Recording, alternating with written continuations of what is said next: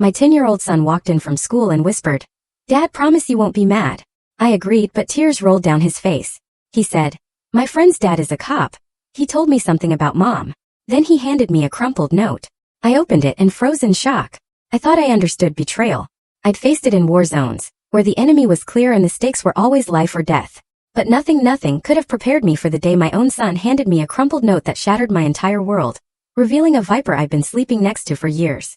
It started like any other afternoon. I was in the garage, just methodically cleaning my hunting rifle. A ritual that always helped me feel grounded after 3 tours in Afghanistan. Then the front door slammed. Not a normal slam, but a sharp final sound that echoed through our suburban home like a gunshot. My hands, calloused and scarred from 15 years in special forces, didn't pause. Oil polish checked the action. These motions were second nature. Then I heard it. My son Mark's voice, high and nervous, cracking through the silence. I put the rifle down. My steel-gray eyes trained to spot danger in the smallest details. A shifted shadow, a trembling voice avoided eye contact. Immediately tracked toward the house. Mark's tone carried all 3 warning signs. Inside, I found him hunched over the kitchen island, his small frame shaking. His backpack lay forgotten by the door. Its contents spilled across the hardwood floor I'd installed with my own hands. "What's wrong, son?" I asked, my voice steady but my gut churning. Mark's head snapped up. His cheeks were streaked with tears, his eyes looking far older than 10 years should allow. "Dad," he choked out, "promise me you won't get mad." I nodded, though every instinct screamed danger. In Kandahar, that feeling meant IEDs or sniper fire. Here, in our pristine kitchen with Rebecca's carefully arranged orchids, it felt infinitely worse. Mark's crying intensified. Great heaving sobs that shook his narrow shoulders. "My friend's dad works in the police. He said something about Mommy." The words tumbled out between gasps. "He told me to give you this." With trembling fingers, Mark handed over a crumpled piece of paper. As I unfolded it, my world tilted. My mind struggled to process the words, written in Detective Clint Hampton's familiar handwriting. "Clayton, meet me at Murphy's Bar tonight at 9 p.m. Come alone. What I have to show you about Rebecca will destroy your family, but you need to know. Trust no one else with this. Clint." My expression never changed. But inside, something fundamental shifted. The same cold calculation that had kept me alive in war zones activated instantly. I'd known Clint for 8 years, ever since our sons became friends in Little League. The man was solid, a 20-year veteran who never spoke an unnecessary word. "Mark," I said, my voice carrying the same steady authority that had commanded respect from battle-hardened soldiers. "Go to your room now." He scrambled away, leaving me alone with the note and the terrible certainty that my life was about to change forever. I'd been forged in the crucible of war, orphaned at 16, then straight into the army. It gave me purpose, discipline, a moral code carved in stone. Loyalty above all else, zero tolerance for betrayal. I'd met Rebecca 7 years ago, drawn to her sophisticated beauty and seemingly genuine warmth. She claimed to love my strength, my unwavering principles. Now, staring at Clint's warning, I realized I'd been living with an enemy. Hours crawled by like wounded animals. Rebecca returned from her book club at 6:30. Her blonde hair perfectly styled, designer dress unwrinkled despite supposedly hours of discussion. She chatted about her day while preparing dinner, her voice bright and artificial as porcelain. "How was your day, honey?" she asked, not looking up. "Fine," I replied, watching her carefully, cataloging details I'd previously ignored. The new perfume, the expensive handbag I hadn't bought her, the way she never quite met my eyes anymore. At 8:45, I kissed her forehead, a gesture that now felt like marking a target. "Going out for a beer with the guys. Back late." She smiled, the same radiant expression that had captivated me years ago. "Have fun, darling." Murphy's Bar squatted on the outskirts of town like a wounded beast, all dark wood and dim lighting.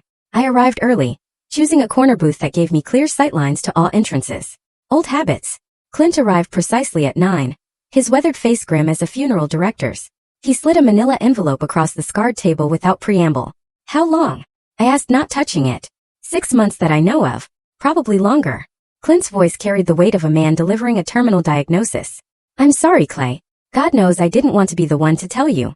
I opened the envelope with steady hands. The photographs inside showed Rebecca entering a downtown hotel with Aaron Weaver, a local real estate developer I recognized from charity events. The images were time-stamped, dated, professional quality. The final photo showed them kissing in the hotel lobby with the desperate passion of teenagers. "There's more," Clint said quietly. "Audio recordings, video from the hotel room. She's been using your credit cards to pay for their meetings." Something cold and ancient awakened in my chest. Not rage. Rage was hot, uncontrolled, wasteful. This was something far more dangerous. The patient, methodical fury of a predator who'd found his prey. I studied each photograph with clinical detachment, memorizing faces, times, locations. Rebecca had violated the fundamental rule of my existence. Absolute loyalty. In my world, betrayal carried only one possible consequence. What do you need from me? Clint asked. I finally looked up. Clint Hampton, a man who'd faced down armed criminals and drug dealers without flinching, had to suppress a shiver at what he saw in those gray eyes. Time, I said. And your silence. I returned home to find Rebecca asleep, her breathing soft and regular in our king-sized bed. For a moment I stood in the doorway, studying the woman I'd shared my life with, searching for some sign of the stranger she'd apparently always been. Her face, relaxed in sleep, looked younger, almost innocent. The irony wasn't lost on me. I moved through the house like a ghost, my special forces training making me soundless on the hardwood floors. In my study, I powered up my computer and began what I did best, intelligence gathering. Aaron Weaver's life unfolded across multiple browser tabs. 38 years old, divorced twice, owner of Weaver Properties, a mid-level real estate firm. His social media painted him as a man who believed his own press releases, photos of expensive watches, luxury cars, various women who weren't his ex-wives. The type who measured success in square footage and stock options. But I dug deeper, accessing databases most civilians never knew existed. Military connections had their advantages. Aaron's financial records revealed a man living beyond his means, leveraging one investment to fund the next in an increasingly desperate pyramid. His divorce settlements had been brutal, leaving him cash poor despite his apparent wealth. More interesting were the personal details. Aaron Weaver had grown up in foster care, bouncing between homes, until aging out of the system at 18. No family, no real friends, no one who would miss him if he simply disappeared. My phone buzzed with a text message. Couldn't sleep. Thought about you all night. Can't wait until Friday. I checked the number against my contact list. Rebecca's phone. She'd been texting her lover while lying 3 feet away from her husband. Friday. 2 days away. I smiled for the first time since reading Clint's note. It wasn't a pleasant expression. The next morning Rebecca performed her usual routine with Academy Award-worthy precision. Coffee, toast, a kiss on my cheek before heading to her yoga class. I'd verified months ago that no such class existed at the time she claimed to attend. After she left, I called in sick to my job at the security firm. My first sick day in 3 years. I had work to do. My first stop was Weaver Properties, a glass and steel monument to Aaron's ego. I parked across the street and settled in to observe, using the same patience that had served me during countless surveillance operations in hostile territory.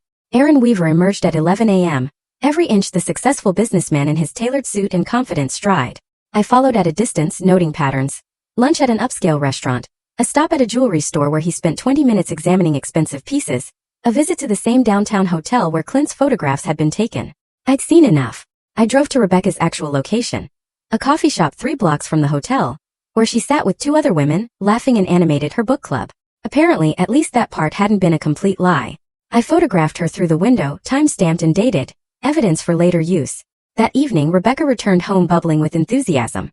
We had the most amazing discussion about the new Gillian Flynn novel. She lied smoothly. You really should read it, honey. I nodded, playing the role of the trusting husband while internally cataloging each deception. Sounds interesting. Maybe you could read it to me sometime. Of course, darling. Another lie delivered with a bright smile. After dinner, I excused myself to my study. Using techniques learned from military intelligence operations, I installed spyware on Rebecca's laptop and phone while she showered. The programs were military-grade, invisible to standard detection software, and would record everything. Calls, texts, emails, location data, even ambient conversations. My phone buzzed with the first intercept 20 minutes later.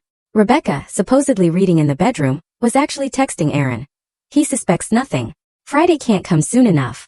I'm so tired of pretending. Aaron's response chilled my blood. Soon you won't have to. Once we're together permanently, you can divorce him and take half of everything. Guy's a decorated war hero. Judge will favor the poor abandoned wife. Then came the knife twist. What about Mark? Aaron's reply, kids not mine. Not my problem. I closed my eyes, feeling something inside me break beyond repair. They weren't just planning to destroy my marriage. They intended to steal my son, my home, my future.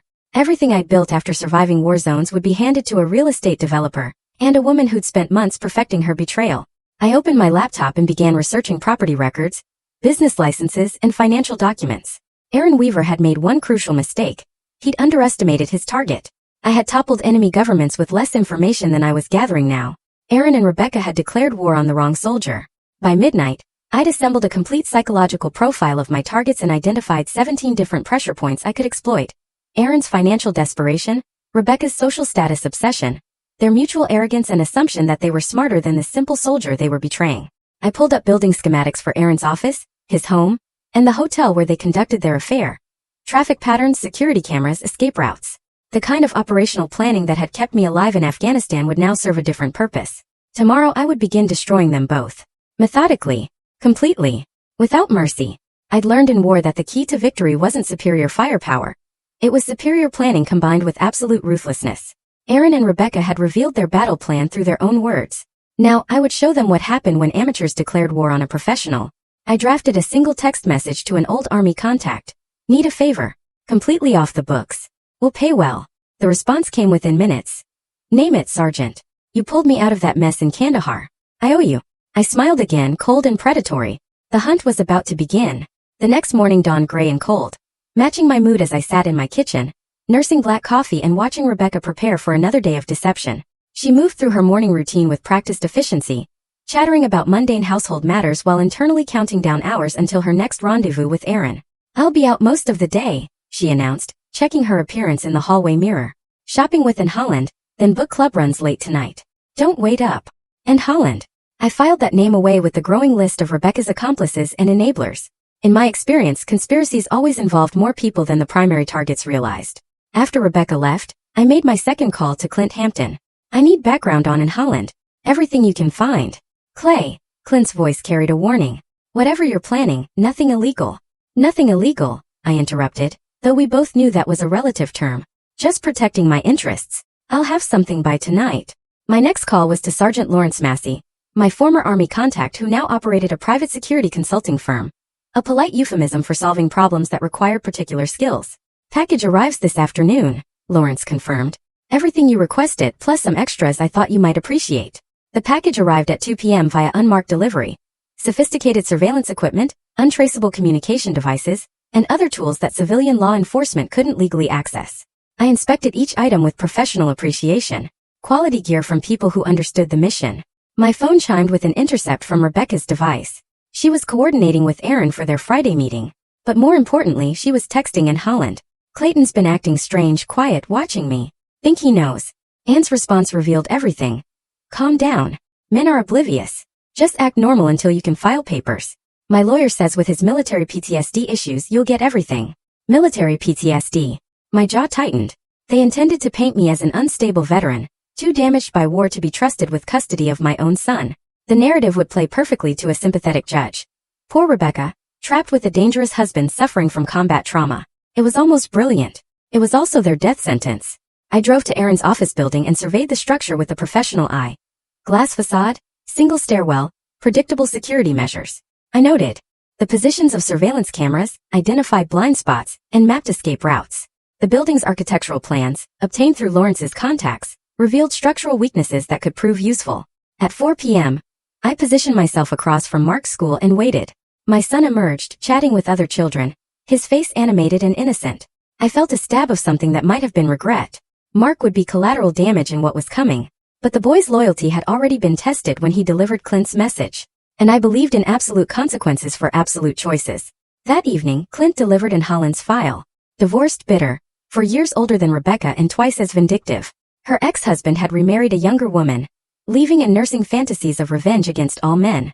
She'd been poisoning Rebecca's marriage for months, feeding her friends dissatisfaction while encouraging the affair. There's more, Clint said grimly. Anne's been in contact with a divorce attorney. They've been building a case against you for weeks. PTSD, emotional instability, possible domestic violence. They have medical records, character witnesses, the whole package. I absorbed this information without visible reaction. Who's the attorney? Samantha Diaz specializes in high-conflict divorces. Plays dirty. Good to know. My voice carried no emotion. But Clint had seen that look before on the faces of Special Forces operators preparing for combat. Clay, he warned. Don't do anything you can't walk away from. Too late for that. After Clint left, I reviewed the complete intelligence picture. Rebecca, Aaron, and now attorney Samantha Diaz. A conspiracy designed to destroy me systematically and legally. They'd spent months preparing, assuming their target was a simple soldier, too trusting to see the trap closing around him. They'd made one fundamental error. They'd mistaken discipline for weakness. I opened my secure laptop and began drafting operational plans. Phase 1 would be psychological warfare, applying pressure to stress fractures in their alliance. Phase 2 would escalate to direct action, forcing them into increasingly desperate mistakes. Phase 3 would be the final confrontation, where I'd reveal the full extent of their miscalculation. I pulled up Aaron's financial records again. noting the delicate balance of the man's leveraged investments. A few strategic moves could topple that house of cards, forcing Aaron into financial desperation. Desperate people made stupid decisions. Rebecca's weakness was her social status obsession. Her affair was built on the fantasy of upgrading to Aaron's supposedly wealthy lifestyle. Learning the truth about his financial situation would shatter that illusion. And Holland's vulnerability was her bitterness. She lived vicariously through Rebecca's affair, projecting her own revenge fantasies onto her friend's situation. Disrupting that dynamic would turn ally into enemy. And attorney Samantha Diaz? She was a professional predator who'd made the mistake of targeting the wrong prey. My phone buzzed with another intercept. Rebecca texting from her supposed book club. Tomorrow night. Finally going to tell him I want a divorce. Aaron will be waiting at the hotel if things go badly. Tomorrow night. Friday. They'd accelerated their timeline, probably spooked by whatever and had observed about my behavior. Perfect. I preferred enemies who acted from fear rather than careful planning. I drafted a message to Lawrence. Operation begins tomorrow night. Need you and 2 others on standby. Civilian clothes, non-lethal approach but prepared for escalation. The response was immediate. Copy that, Sergeant. Rules of engagement? I stared at the screen for a long moment, thinking about Mark's tearful face, Rebecca's months of deception, Aaron's casual dismissal of a 10-year-old boy's welfare. No prisoners. I spent the rest of the evening making final preparations. Equipment checked and staged, vehicles positioned, contact protocols established. By midnight, everything was ready for the confrontation that would determine whether I remained the trusting husband my enemies believed me to be, or revealed the predator they'd awakened through their betrayal. Rebecca returned home at 11:30, sliding into bed beside me with practiced quiet. I felt her presence like a serpent coiled against my back, venomous and deadly. She whispered, "Good night, honey," into the darkness, and I almost admired the perfection of her performance. "Good night, Rebecca," I replied. It would be her last peaceful sleep for a very long time. Friday evening arrived with the weight of destiny. I sat in my study, watching through hidden cameras as Rebecca prepared for what she believed would be her liberation. She'd chosen her outfit carefully, a red dress I'd bought her for our anniversary, a detail that struck me as particularly vindictive. At 6 p.m., she appeared in my doorway wearing the smile that had once melted my defenses. "I'll be late tonight, honey, and I are trying that new restaurant downtown, then probably drinks after." I nodded from behind my newspaper, the perfect picture of domestic contentment. "Have fun. Given my regards." The irony wasn't lost on me. In 3 hours, and Holland would indeed receive my regards, though not in the way Rebecca intended. After she left, I activated my surveillance network. Through hidden cameras and tracking devices, I watched Rebecca drive directly to the downtown hotel where Aaron waited. She parked in the underground garage, probably believing she was invisible to prying eyes. She was wrong. My phone buzzed with a status update from Lawrence. Teams in position, target building secured, awaiting orders. I checked my watch. 7:15 p.m. Rebecca and Aaron would be settled into their routine by now, confident and careless. Time to shatter their world. My first call was to in Holland's apartment. She answered on the second ring, her voice slightly slurred from what was probably her nightly wine ritual. "And this is Clayton Holloway, Rebecca's husband." The silence stretched like a held breath. "Clayton? How did you get this number? I need to speak with you tonight. It's about Rebecca and Aaron Weaver." "I don't know what you're talking about." "The Hampton Hotel, room 412. Right now." My voice carried the authority of command. "You have 15 minutes to get there, or I start making calls to your employer, your ex-husband, and everyone else who might find your role in this interesting." A sharp intake of breath told me everything. "You can't prove anything." 15 minutes. And the elevator cameras have excellent resolution. I ended the call and immediately dialed Aaron's office number. The call rolled to voicemail. As expected, Aaron was busy with Rebecca. I left a message designed to create maximum paranoia. "Aaron, this is Detective Clint Hampton. We need to discuss your relationship with Rebecca Holloway immediately. Call me back within the hour, or we'll be having this conversation downtown." I used a voice modulation app to mimic Clint's gravelly tone perfectly. The message would terrify Aaron, especially since he'd assumed Rebecca's husband had discovered the affair and involved police. Next, I called Samantha Diaz's emergency number. Lawyers like her always maintain 24-hour contact for desperate clients. "Miss Diaz, Clayton Holloway. I understand you've been preparing some paperwork concerning my marriage." "Mr. Holloway, I can't discuss." "You're right. We'll discuss it in court, along with your unethical pre-filing communications with my wife and her co-conspirators. I've documented everything." "That's impossible. Client privilege doesn't apply to criminal conspiracy to commit fraud." "Good night, counselor." I smiled as I ended the call. 3 carefully placed calls had just turned allies into panicked enemies, each one now questioning whether the others could be trusted. My surveillance feed showed the first cracks appearing. Rebecca's phone was buzzing constantly, and probably trying to reach her. Aaron looked agitated, checking his phone repeatedly while Rebecca grew increasingly annoyed with his distraction. At 8 p.m. I activated phase 2. I sent a text to Rebecca's phone, spoofing Aaron's number. Emergency. My ex-wife found out about us. She's threatening to call your husband. Need to talk now. Rebecca's face went pale as she read the message. I watched her excuse herself from the hotel room, leaving Aaron alone and vulnerable. Simultaneously, I sent a message to Aaron's phone, spoofing Rebecca's number. Clayton knows. And told him everything. I'm going to his office to try and smooth things over. Don't contact me. Now, both targets were isolated and operating on false information, exactly where I wanted them. My next move was inspired by years of psychological operations.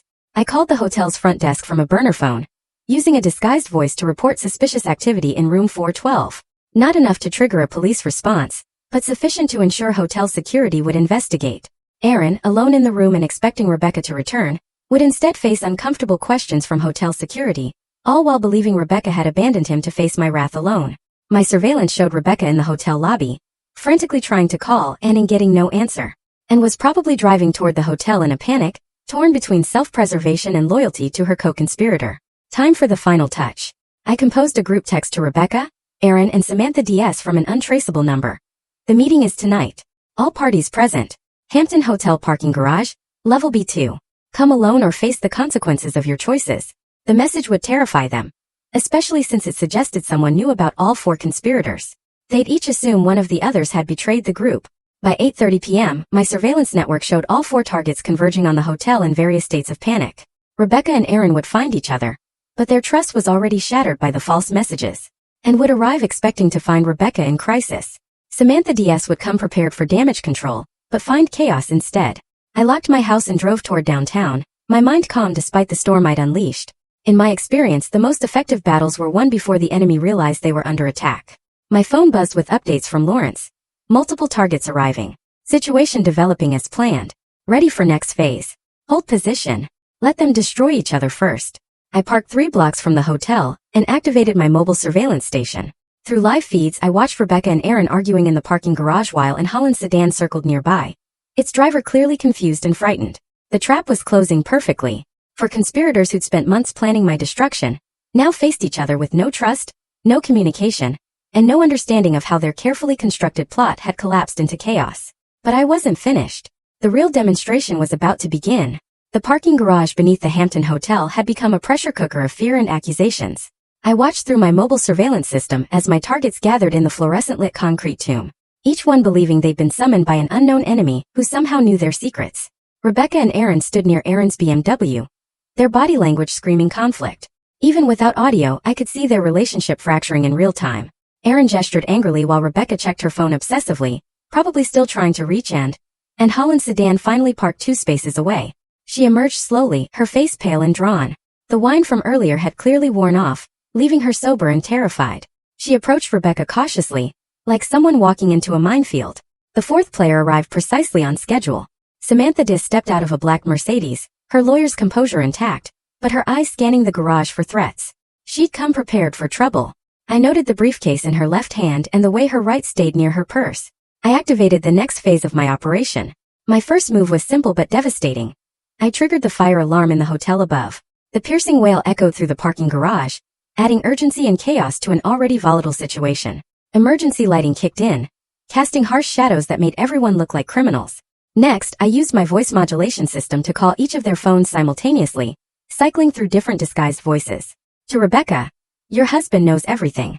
Aaron sold you out to save himself. To Aaron, Rebecca is wearing a wire. She's been working with police for weeks too. And the others are blaming you.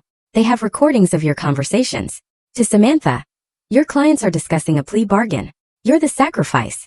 I watched the group dynamics explode.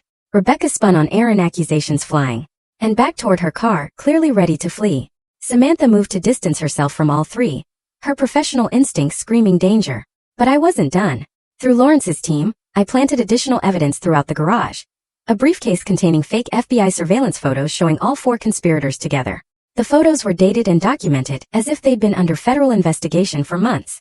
Lawrence, dressed as hotel security, approached the group with the briefcase. Excuse me folks, but we found this near your vehicles. It was reported as suspicious. I couldn't hear the conversation, but I could see the impact. Their faces went wide as they examined the surveillance photos. The fake federal documentation suggested they were targets of a major investigation. Exactly the kind of paranoia I needed to completely shatter their alliance. Samantha DS was the first to break. As an attorney, she recognized the implications immediately. If federal authorities were investigating the group, her career was finished. She turned on her heels and headed for her Mercedes without a word, abandoning her clients to save herself. And Holland was next. Whatever loyalty she'd felt toward Rebecca evaporated when faced with potential federal charges. She grabbed Rebecca's arm, hissing something urgent, then practically ran to her sedan. That left Rebecca and Aaron alone in the garage, surrounded by the wreckage of their conspiracy. I watched Aaron's body language shift from angry to calculating. The man was weighing his options and Rebecca was clearly coming up short in his survival calculus. My phone buzzed with a message from Lawrence. Target separating. Female subject appears distressed. Male subject exhibiting aggressive behavior. Perfect. Phase 3 could begin. I started my truck and drove toward the hotel, but not directly. I took a circuitous route that would bring me to the garage entrance just as Rebecca would be leaving. The timing had to be precise. As I turned into the garage, my headlights swept across a scene of domestic destruction. Aaron was backing away from Rebecca, his hands raised defensively. Rebecca was advancing on him, her red dress vivid against the concrete walls, her voice echoing in the enclosed space. I parked and stepped out of my truck, moving with the deliberate calm that had served me in combat zones. Both Rebecca and Aaron froze when they saw me, their faces showing the exact moment they realized their worst fears had materialized. "Hello, Rebecca," I said, my voice carrying easily in the concrete space. "Aaron." Aaron stepped forward, trying to salvage the situation with desperate bravado. "Look, man, this isn't what it looks like." I interrupted. "I know exactly what this looks like. I know what it is." Rebecca found her voice, falling back on months of practiced deception. "Clayton, honey, I can explain." "Can you?" I pulled out my phone and played a recording of her voice. "I'm so tired of pretending. Once we're together permanently, you can divorce him and take half of everything." The blood drained from Rebecca's face. Aaron's expression shifted from defensive to dangerous. Cornered animals were always unpredictable. "How long have you known?" Rebecca whispered. "Long enough." My eyes never left Aaron. "Long enough to understand exactly who you both are." Aaron made his choice then, probably calculating that his best option was to eliminate the witness to his humiliation. He reached into his jacket. I saw the metallic glint of a weapon. But Aaron Weaver had never faced a special forces operator in close combat. I moved with fluid precision, closing the distance before Aaron could clear his weapon. My first strike disabled Aaron's gun hand. My second put the man on the concrete, gasping and helpless. "Don't," I said quietly, standing over Aaron's crumpled form. "Don't make this worse than it already is." Rebecca was backing toward her car, her face a mask of terror. "Clayton, please, we can work this out." "No," I said, my voice final as a judge's gavel. "We can't." I pulled out my phone and dialed 911, my eyes never leaving either of them. "I need police at the Hampton Hotel parking garage. I've just interrupted an assault and discovered evidence of conspiracy to commit fraud." As sirens wailed in the distance, I stood in the harsh fluorescent light, surrounded by the wreckage of my marriage and the broken bodies of my enemies. The immediate battle was won, but the war was far from over. Rebecca and Aaron had underestimated their target, assuming they faced a simple soldier too damaged by war to fight back effectively. Instead, they'd awakened something far more dangerous. A predator with military training, unlimited patience, and absolutely nothing left to lose. The real reckoning was about to begin. The police interrogation room smelled of disinfectant and desperation. I sat across from Detective Clint Hampton, my posture relaxed despite being handcuffed to the metal table. Through the one-way mirror, I could see officers processing Aaron Weaver, who was still nursing a dislocated shoulder and wounded pride. "You want to tell me what really happened down there?" Clint asked, his weathered face showing concern rather than accusation. I smiled, a cold expression that made my old friend shift uncomfortably. "Aaron Weaver drew a weapon on me. I defended myself. Everything else is just collateral damage." "Collateral damage?" Clint repeated the phrase like it tasted bitter. "Clay, I've known you for 8 years. This isn't you, is it?" My voice carried the same flat effect I'd used when reporting enemy casualties in Afghanistan. "Tell me, Clint, in your 20 years of police work, how many second chances do you give people who betray you?" Clint was quiet for a long moment, understanding the message. In his world, as in my former world, certain lines couldn't be uncrossed. "Rebecca's in the next room," Clint said carefully. "She's telling a very different story. Claims you've been stalking her, threatening her. Says tonight was an ambush. And you believe her?" "I believe evidence." Clint slid a tablet across the table. "These are the surveillance photos you planted in the garage. Military-grade forgeries. Very impressive work." I examined the photos with professional appreciation. Impressive? I call them adequate. The FBI documentation was more challenging. Their paper stock is difficult to replicate. So, you admit to manufacturing evidence. I admit to revealing the truth through creative means. My gray eyes met Clint's directly. Every photo shows real events, real people, real conspiracies. The only fiction was the federal investigation. Clint rubbed his temples, looking every day of his 55 years. Clay, this is conspiracy to commit justice, I interrupted. Because that's what this is, Clint. Justice for a decorated veteran who trusted the wrong people. The door opened and Rebecca entered, flanked by a public defender. Samantha Diaz had apparently decided her reputation was worth more than her retainer fee. Rebecca's red dress was wrinkled and stained, her carefully styled hair now hanging in limp strands around her pale face. "Hello, darling," I said pleasantly. "Enjoying the accommodations?" Rebecca's lawyer, a nervous young man named Jason Garrett, cleared his throat. "Mr. Holloway, my client is prepared to testify about your pattern of threatening behavior."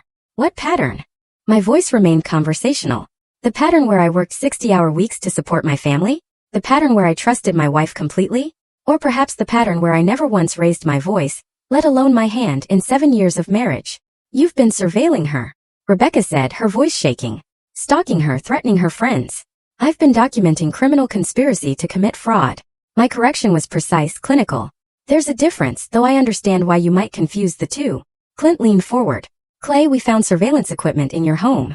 Audio recording devices, computer monitoring software, all perfectly legal in my own residence," I replied. I was protecting my assets from theft, which, as it turns out, was prescient. Jason Garrett tried again. "Your client has admitted to manufacturing evidence threatening witnesses." "My client," Clint interrupted, "hasn't been charged with anything yet. Aaron Weaver, on the other hand, is facing assault charges for drawing a weapon on an unarmed man." Rebecca's face crumpled. "Clayton, please. Can't we work this out privately? For Mark's sake." For the first time since entering the room, my expression changed. The mask of professional calm slipped, revealing something far more dangerous underneath. "Mark." The name came out like a curse. "You want to discuss my son?" "Our son," Rebecca whispered. "Is he?" My voice dropped to barely above a whisper, but somehow it filled the room. "Because according to your text messages, he's not Aaron's problem. According to your legal strategy, he's a weapon to be used against his father's PTSD."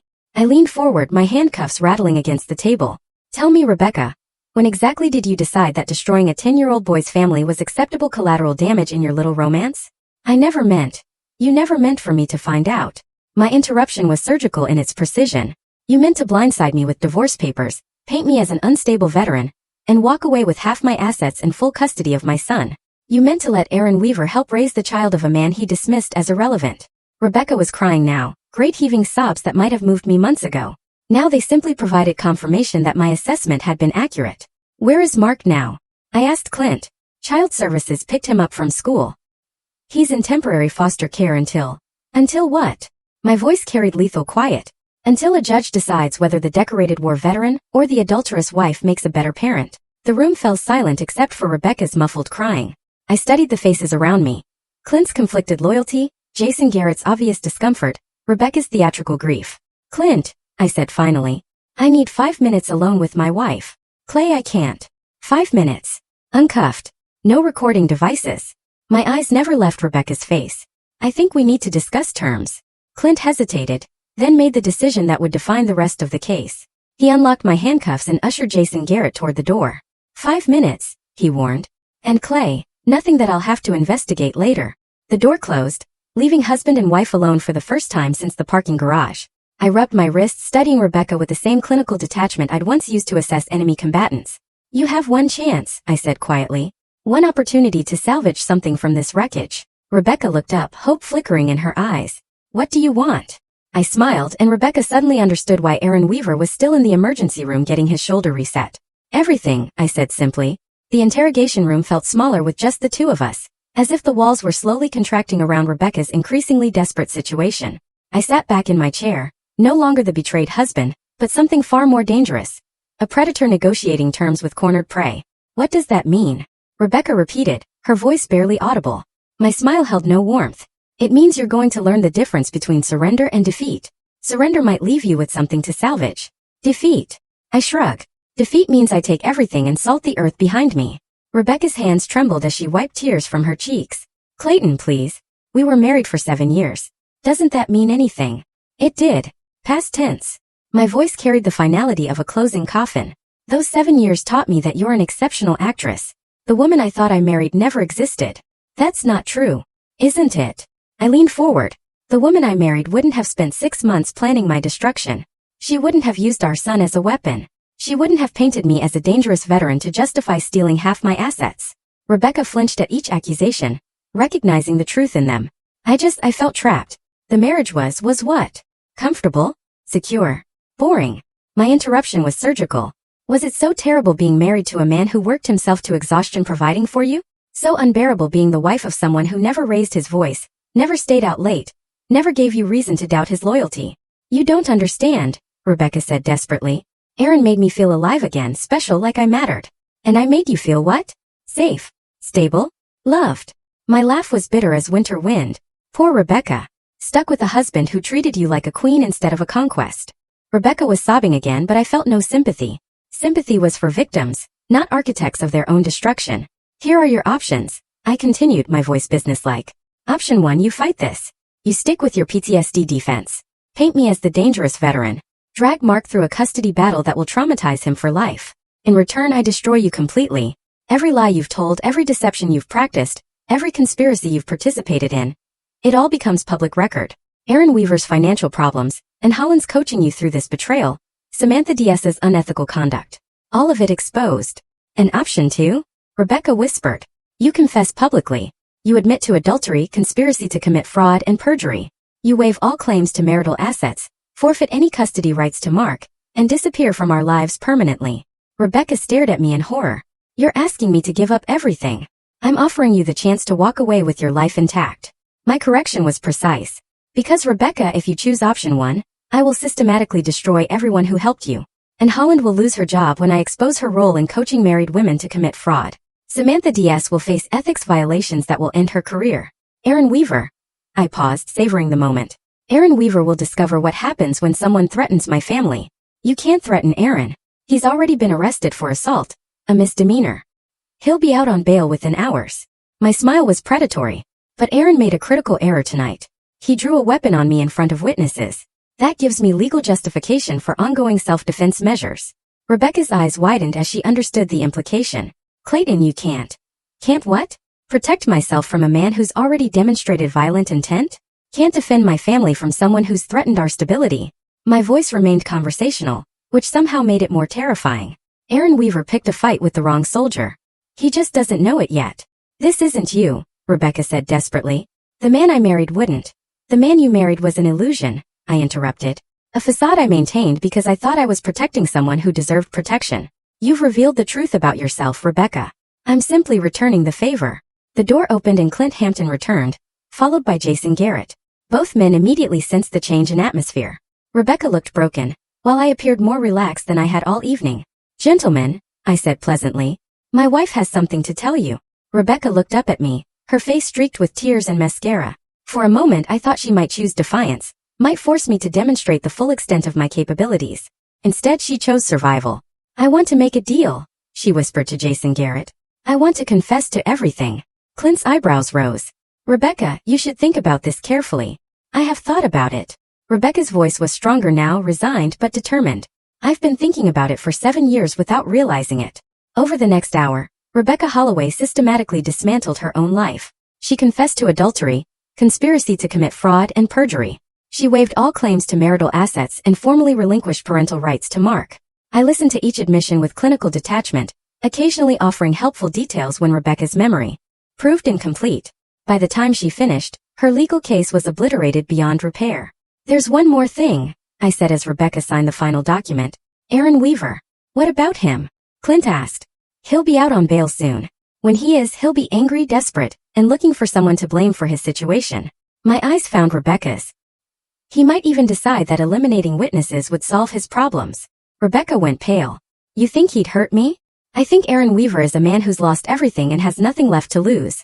In my experience, such men are capable of anything. I stood straightening my shirt. Of course, that's not my problem anymore. As of tonight, Rebecca Holloway is no longer my responsibility. Clint unlocked the door. Clay, you're free to go. No charges filed. I paused at the threshold, looking back at the woman who had once been my wife. Goodbye, Rebecca. I hope Aaron Weaver treats you better than you treated me.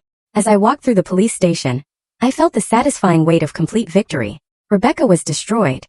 Aaron Weaver was facing criminal charges and financial ruin, and their conspiracy had collapsed into mutual betrayal. But the real prize was waiting for me at home. The chance to raise my son without the toxic influence of people who viewed love as weakness and loyalty as stupidity. I had declared war on my enemies and emerged victorious. Now it was time to collect the spoils of that victory, and ensure that no one ever threatened my family again. I emerged from the police station into the pre-dawn darkness, breathing free air for the first time in hours.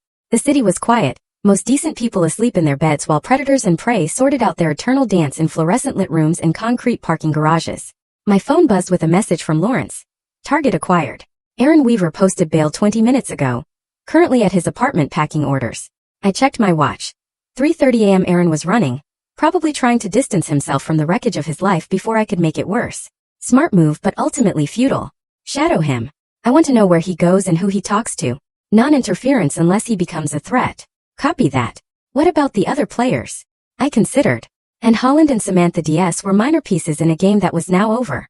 They'd learned their lesson through proximity to the destruction of Rebecca and Aaron. Pursuing them further would be wasteful overkill. Let them go. They're no longer relevant. My next priority was Mark. Child Services would release my son into my custody within hours, assuming Rebecca's confession held up under legal scrutiny. I had no doubt it would. I'd been very thorough in ensuring she understood her options. The drive home took me past the Hampton Hotel, where crime scene tapes still fluttered around the parking garage entrance. By afternoon, the story would be in the newspapers. Decorated veteran uncovers wife's fraud conspiracy. The narrative would paint me as the wronged husband who'd fought back against systematic betrayal. Exactly the image I wanted to project. Public opinion would be crucial in the coming custody hearing. Judge and jury would see a war hero defending his family against manipulative predators, not a dangerous veteran stalking his wife. Rebecca's confession had guaranteed that narrative. My house felt different as I entered through the garage, cleaner somehow, as if removing Rebecca's presence had purified the air itself. I walked through rooms that no longer held the memory of her deception, seeing my home clearly for the first time in months. In my study, I powered up my surveillance system and reviewed the night's intelligence. Rebecca was being processed through county jail, probably spending her first night in a cell she'd never imagined occupying. Aaron's apartment building showed signs of hasty departure. Lights on but no movement for the past hour. My secure phone rang. Lawrence with an update. Target's on the move. Heading south on Interstate 95, traveling fast. Looks like he's running for real. Any indication of destination? Negative. But Clay, he made some calls before leaving. Coupled to unknown numbers. One to what looks like a criminal attorney in Miami. I smiled. Aaron was probably trying to salvage something from his collapsed empire. Maybe liquidate assets before creditors seized everything. The man was thinking tactically but not strategically. Running from immediate threats while ignoring long-term consequences. Stay with him. I want to know his final destination. Roger that. Oh, and Clay, he's got company. Black sedan. 2 occupants. Been following him since he left the apartment. Professional-grade surveillance. That was interesting. Aaron had attracted attention from someone with resources and motivation to track his movements. Police, federal agents, or someone else entirely. Can you identify the tail? Working on it. Plates are government issue, but that could mean anything these days. I pondered this development. If federal authorities were involved, it suggested Aaron's problems extended beyond adultery and fraud. The man might have been into something darker than real estate development. My phone buzzed with an incoming call from Child Services. Mark would be released into my custody at 8 a.m., assuming background checks cleared. I had no doubt they would. My military record was spotless. My civilian life equally clean. By contrast, Rebecca's fresh criminal confession made her an automatic disqualification for custody. At 6 a.m., I prepared breakfast and coffee, establishing the routine that would define our new life. Mark would need stability after the trauma of the past week. Predictable rhythms to replace the chaos of his mother's betrayal. The doorbell rang at exactly 8 a.m. I opened it to find a social worker accompanied by my son, who looked smaller and more fragile than I remembered. Mark's eyes were red-rimmed, probably from crying, and he clutched a plastic bag containing his few belongings from the foster home. Mr. Holloway, I'm Lynn Dwyer from Child Services. We need to go over some arrangements. I invited them in, noting how Mark avoided eye contact. The boy was probably struggling with conflicting loyalties. Love for his father warring with confusion about his mother's fate. After Lynn Dwyer finished her paperwork and departed, I sat across from my son at the kitchen table. The silence stretched between them like a minefield, loaded with unexpressed questions and unspoken truths. Dad. Mark's voice was barely a whisper. Is Mom really in jail? Yes.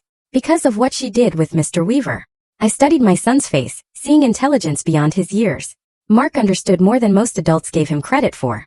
Yes, she made some bad choices, and now she has to face the consequences. Will she come back? No, my answer was final as a closing door. She won't be coming back. Mark absorbed this, his small hands folded on the table. Are you mad at me for bringing you that note? I felt something twist in my chest. Not quite sympathy, but recognition of collateral damage. Mark had been used as a messenger by adults who should have protected him from their wars. No, I said carefully. You did what you thought was right. But Mark, in the future, if anyone asks you to carry messages between adults, you come to me first. Understood. Mark nodded, relief visible on his young face. What happens now? Now we build a new life. Just the two of us. My phone buzzed with an update from Lawrence. Target reached Miami. Meeting with known associates of criminal defense attorney. Confirmed federal investigation ongoing. Multiple charges pending. I smiled. Aaron Weaver's problems were about to become far worse than anything I could have arranged. Sometimes the universe provided its own justice. Mark was watching me carefully. Dad, are you going to be different now? Different how?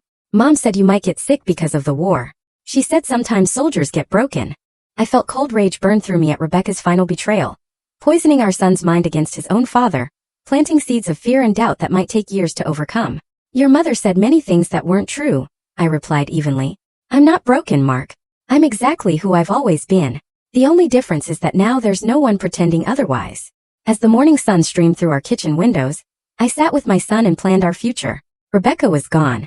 Aaron was running toward federal charges, and their conspiracy was nothing but wreckage. But the most important victory was sitting across from me, slowly learning to trust again.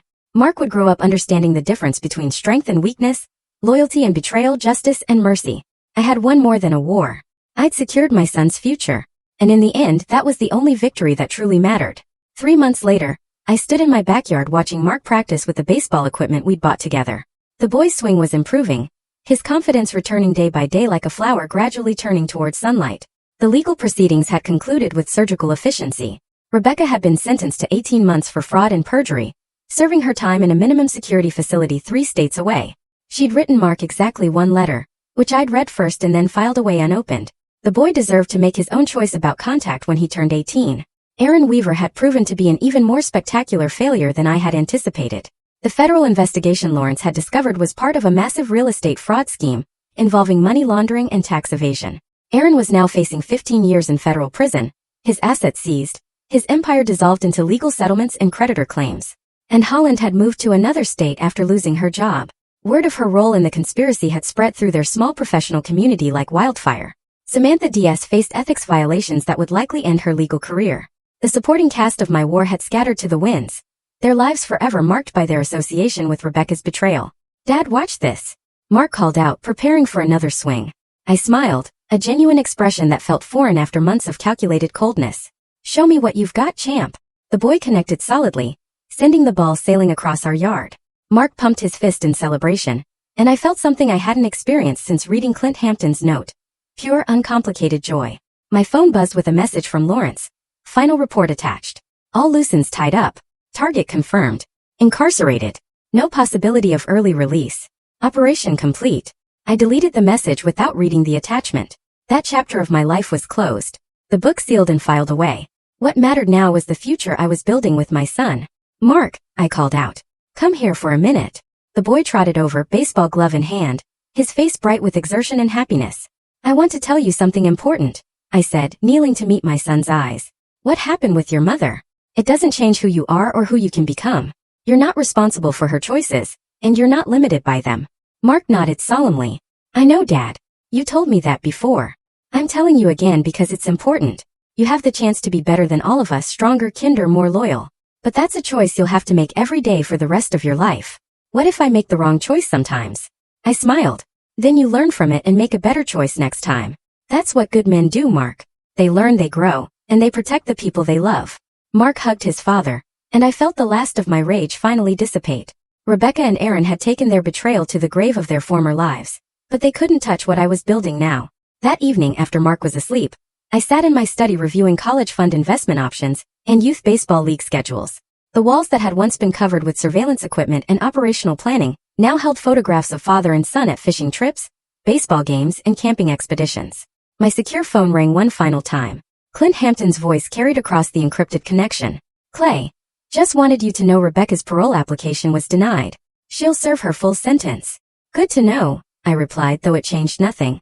Rebecca's fate had been sealed the moment she chose betrayal over loyalty. There's something else. Aaron Weaver was found dead in his cell this morning. Apparent suicide, though the circumstances are unusual. I felt no surprise, no satisfaction, no regret. I see. Clay, you wouldn't know anything about that, would you? Clint's tone was searching. I interrupted gently. I'm a single father raising a 10-year-old boy.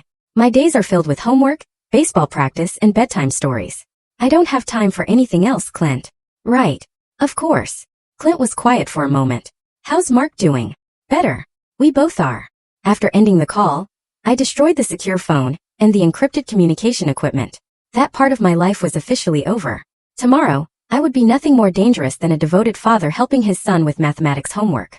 I checked on Mark one final time before going to bed, watching the boy sleep peacefully in a room decorated with baseball posters and model airplanes. This was my real victory. Not the destruction of my enemies, but the preservation of my son's innocence and future. I had fought my war and won completely. Rebecca was imprisoned, Aaron was dead.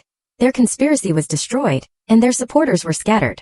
But more importantly, Mark was safe, loved, and growing into the kind of man who would never betray the people who trusted him. As I turned off the lights and headed to my own room, I reflected on the fundamental truth I'd learned. Loyalty was everything. Betrayal was unforgivable. And some lines once crossed could never be uncrossed. My enemies had learned that lesson too late to save themselves. But Mark would grow up understanding it from the beginning. And that knowledge would serve as both shield and sword for the rest of his life. The war was over. The future belonged to the victors.